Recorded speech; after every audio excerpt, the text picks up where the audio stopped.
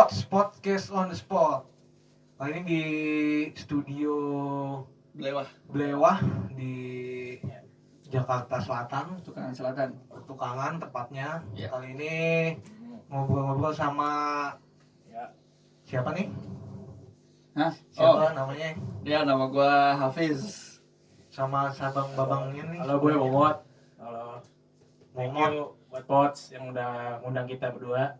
Iya, sama-sama. Nah, kali ini mau ngebahas tentang musik, khususnya di era 2010 ya, tepat musik yang waktu itu berkembang di zaman tersebut ya kan. Ya. Kebetulan lu juga ikut meramaikan lah ya kan masa-masa itu ya kan. Iya. Boleh mungkin profilnya sedikit nih dari Hafiz dulu, boleh diceritain background lu di dunia musik pada waktu itu ya. Dan mungkin yang bisa diceritain sama teman-teman di rumah gitu ya kan. Oke. Sip. Makasih banyak Bang. Gua panggil siapa? Komet boleh. Makasih banyak Bang Komet pertanyaannya. Jadi kebetulan di sini kita podcast ya. Di sini di Pots on the Spot. Kita sejarahnya dulu gua itu pertama kali ngeband itu kebetulan langsung sama Omot. Itu di tahun 2009 atau 2010. Itu pertama kali gua megang alat musik. Kebetulan orang tua gua tuh juga dulu pemusik, main gitar, tapi sayangnya gua nggak pernah suka tuh yang namanya gitar karena menurut gua suaranya berisik, mainnya juga susah. Pernah diajarin tapi gua nggak pernah mau. Nah, habis itu abi gua meninggal tahun 2006 itu meninggal, dan setelah 3 tahun ya 2009 tepatnya gue malah tertarik sama musik. Kebetulan teman kita, tetangga kita punya studio di rumahnya. Itu dia ngajakin kita untuk main di studionya dia, langsung ngebentuk band. Kalau boleh disebut namanya itu teman kita itu namanya Opik atau nggak Bacil dan Andi. Nah itu kita berempat itu tuh sepakat untuk bikin band, tapi nggak sesuai sama eranya saat itu. Kalau era saat itu kan kayak imo pang kayak gitu, screamo dan lain-lain. Nah kalau kita itu kiblatnya malah jadi The Changcuters. Changcuters, kita mainin lagu-lagu Changcuters lah di situ. Pop lah ya. Pop ya.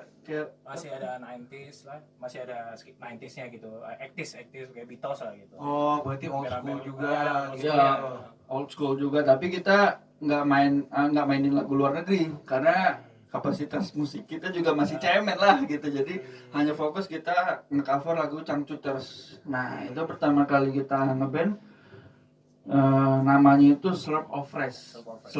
Kita berempat, itu gua jadi basis, Omot jadi vokalis, Andi jadi gitaris, sama Bacil jadi drummer. Nah itu kita fokus latihan aja. Nah seringnya dulu latihannya di sini di Blewah ini nih. Ini sejarah juga kenapa kita milih tempat ini juga, karena disinilah pertama kali gue megang alat musik. Maksudnya untuk formasi yang buat ngebandnya ya. Kalau belajar gue sama dia di awal tuh diajarin di studio dia gini-gini, tapi itu masih kayak bercanda-bercanda gitulah. Lalu kita kesini karena kan bayar dulu ya. Sini bayar, jadi effort juga tuh kita kesini dulu nggak pakai ada waktu, ada biaya ibaratnya. Dan nggak pakai kendaraan pribadi, naik angkot dulu gua. Iya. Jadi yang punya motor itu emang niat buat ngeband kita kesini. Gitu ya.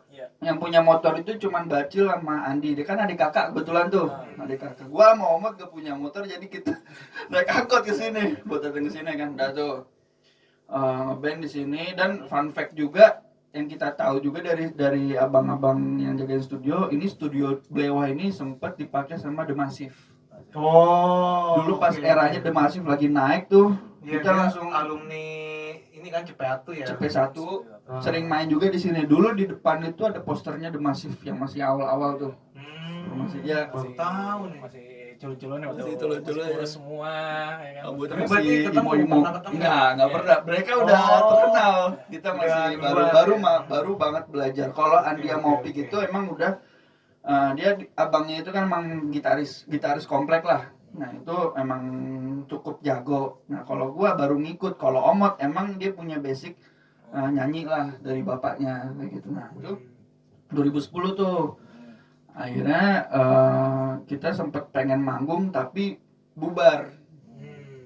Nah ya biasa masih bocil lah kayak gitu Ya, gitu kan. masih inilah ya, masih mencari Masih jati diri lah, egonya masih baik kenceng, ya. egonya masih itu. masih ngumpulin Salah orang dikit lah. langsung bubar aja lah gitu kan. Salah dikit padahal mah cuman ngambek iya ngambek gitu kan, baper gara-gara Baper, ya kan? pemikirannya idenya nggak dimasukin ke lagu gitu. Oh, Bubar di musik gitu. Bacil sama Andi ini emang hebat musikalitasnya tapi dia nggak kurang komit di band gitu. Nah akhirnya kita bikin band lagi namanya Unlock gitu kan. Nah akhirnya lucunya drummer kita yang pertama itu diganti lagi sama yang Bacil ini. Nah tapi tetap perjalanan waktu ini Bacil ini memang keluar masuk aja di band. Formasinya jadi Formasi kurang lebih kan lu Momot terus Gusti Gusti sama Heru. Heru. Ya, Nah Bacil ini kayak nanti masuk kadang Ya. keluar kadang keluar. Nah itu alhamdulillah berjalan kurang lebih sekitar 3 tahun sampai 4 tahun. Sudah menelurkan lagu tapi saat itu kan belum ada Spotify, hanya taruh di YouTube. Ada bisa di search namanya Unlock. Tapi kadang-kadang tuh malah keluarnya ini buka iPhone, buka apa jangan gitu. Cari Unlock langsung judul lagunya. Kita udah bikin 3 lagu namanya Manusia Biasa, There is No Best Friend sama Untuk Kunikmati. Gitu. Nah, yang tadi barusan dinyanyiin itu calon lagu keempat. Calon lagu keempat kita. Entah kenapa lagu ini agak keramat ya. Agak keramat. Lagu ini judulnya Menghapus Karma. Itu diciptakan oleh saudara Momot. Itu direncanakan untuk lagu keempat kita. Lagu yang cukup dramatis lah menurut kita. Itu kita benar-benar ngulik. Tapi sayangnya sudah keburu bubar bandnya. Jadi terakhir itu benar-benar kita personilnya itu hanya berempat aja.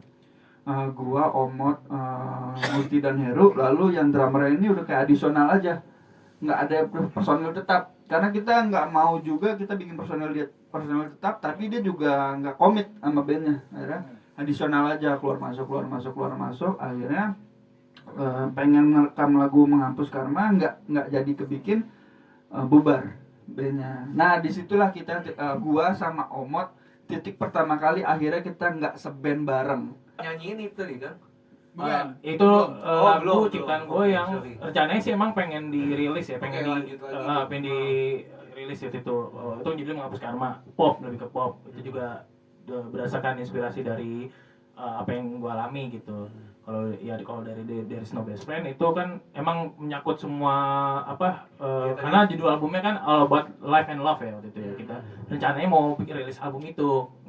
Intinya tentang kehidupan dan cinta gitu lah. Macam kayak gitu sih kalau gue. Oke, berarti tadi lagu ketiga, terus sorry tadi lagu keempat kan ingin rilis, mungkin bisa diceritain lagi Iya, tentang lagunya, terus ya inspirasinya dari mana gitu kan? itu balik lagi saudara Momot. Jadi Menghapus Karma judulnya, itu yang tadi kita mainin, mungkin bisa di display ya. Iya. Itu rencananya mau dijadikan single keempat gitu. Gimana, Mat? Tapi di luar band palingan ya. Gue Berarti palingan nggak apa-apa kan?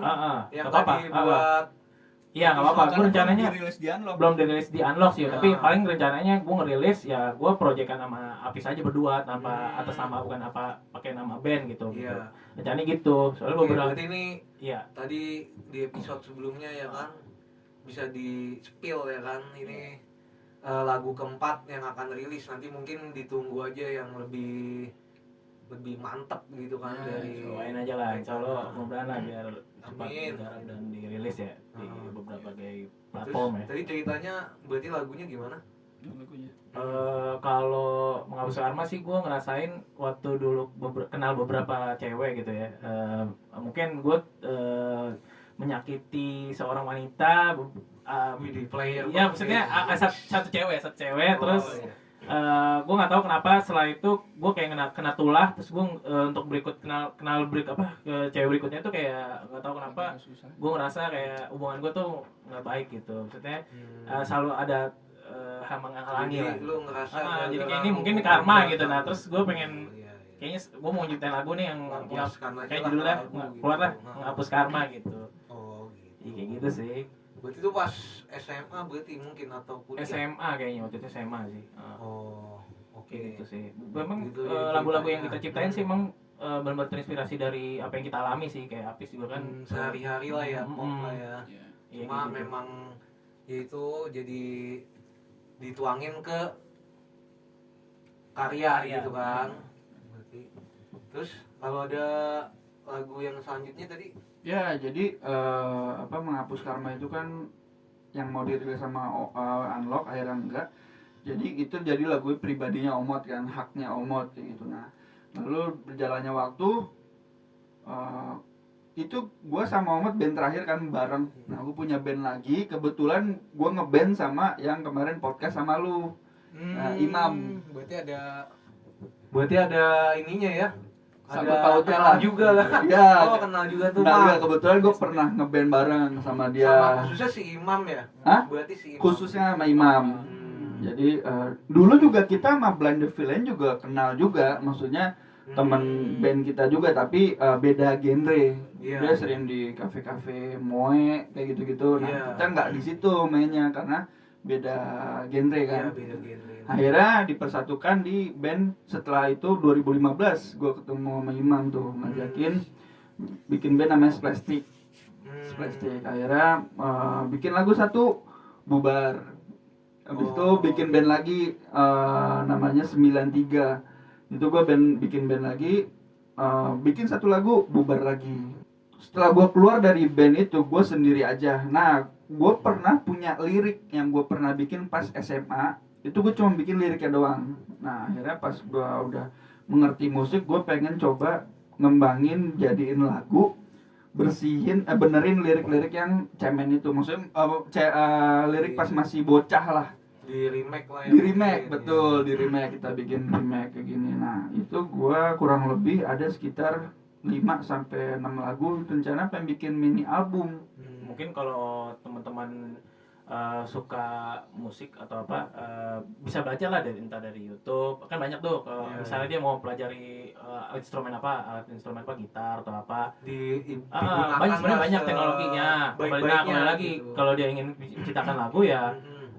apa yang benar-benar dia rasakan, dia jujur dari hati, benar-benar dia tuangkan tuh di dalam karya. Paling itu aja sih, karena kalau soal teknologi pasti kan dia banyak yang udah ngebantu lah. Kalau misalnya nggak ada rekannya atau Untuk teknis keluarganya, lah ya, untuk Ah, teknis tuh udah kalau dari bantu banget. dari rekan atau Ya, keluarganya yang paling. nggak ada, misalnya emang bukan basicnya dari musik ya, jadi kan banyak tuh sekarang anak-anak sekarang juga bisa lah dari belajar otodidak kok, dari YouTube, dari apa gitu. Nah soal kalau menciptakan lagu Yang ya penting bener-bener jiwanya gitu ya kan, berarti Nah, harus dari teknologi itu kan ibaratnya harus ada tetap Iya. buah pikirannya dari manusia sendiri gitu. Iya. Karena itu yang bikin lagu jadi ibaratnya hidup gitu Iya kan. betul ya gitu kayak gitulah. Terus nyiptain lagunya ya benar-benar dari hati lah gitu, benar merasakan apa yang dia rasakan, Iya. baru dia tuangkan dalam Nggak karya gitu. ngikut-ngikut aja gitu Iya ibaratnya. betul, nggak gitu-gitu ya. Kalau misalnya inspirasi musiknya gitu ya banyak lah kan, sekarang jenis musik pun berbagai macam kan sekarang. Iya betul. Mengikuti perkembangan zaman silakan, atau dia cepat. mungkin dia masih terinspirasi dari musik-musik jadul, nggak masalah. Apa ya.